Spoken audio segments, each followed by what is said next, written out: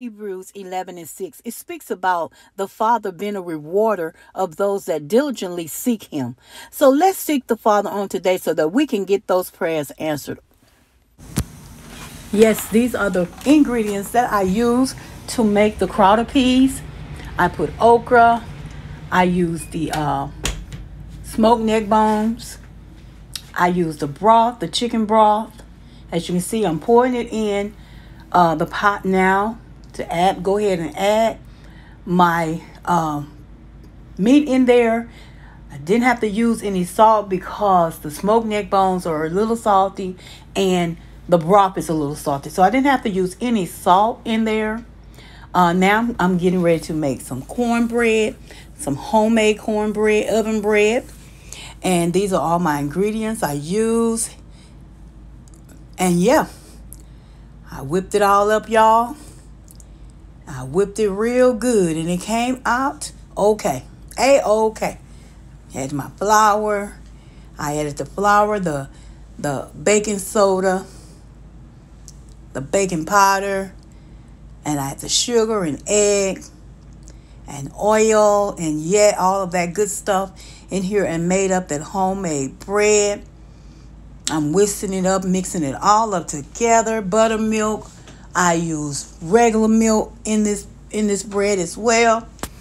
And yes, it came out okay. Yes, it did. It did. I'm adding the milk and I'm adding the buttermilk right here.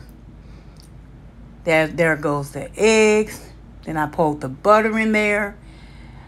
And that's the butter. I'm getting ready to whip it up.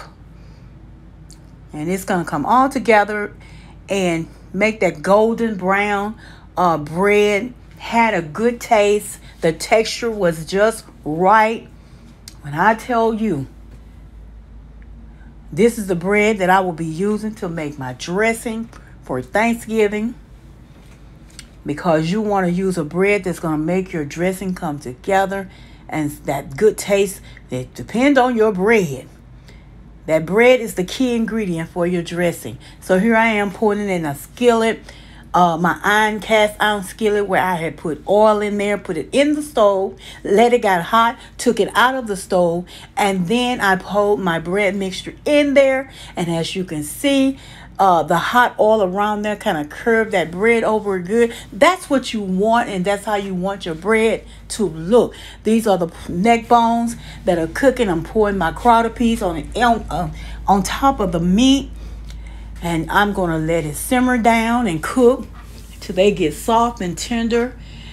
Then later on, before they actually get finished, I'm going to go ahead and put my veggies in there. And then I'm going to come back and I'm going to throw in right before I get ready to take it off, because I don't want my peas slimy. I don't want my okra slimy. So I'm going to add a little okra in there. Right here, I'm just getting my meat together, and I poured a little oil on there so my salt and my sazon and all this other stuff will stick to it.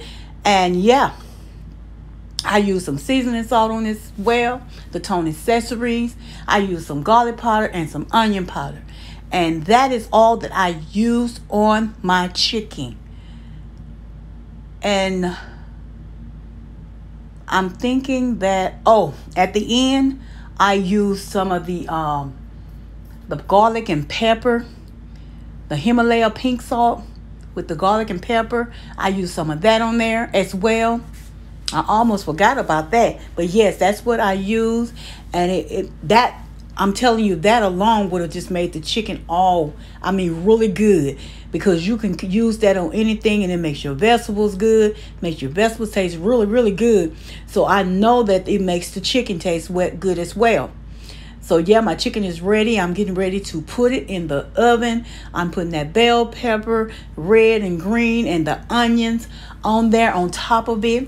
And put a little water in the bottom of the pan and put it in the oven, and it was good to go. Left that, came back to my beans, and that's when I put my onions, my bell pepper, and the red onion, the green bell peppers, the green onions, and the white sweet onions. I put those in, and they was cooking up real good. I had them cut down real low, not too. I just wanted them to cook slow and easy. You know, sometimes slow and easy is the best way to go.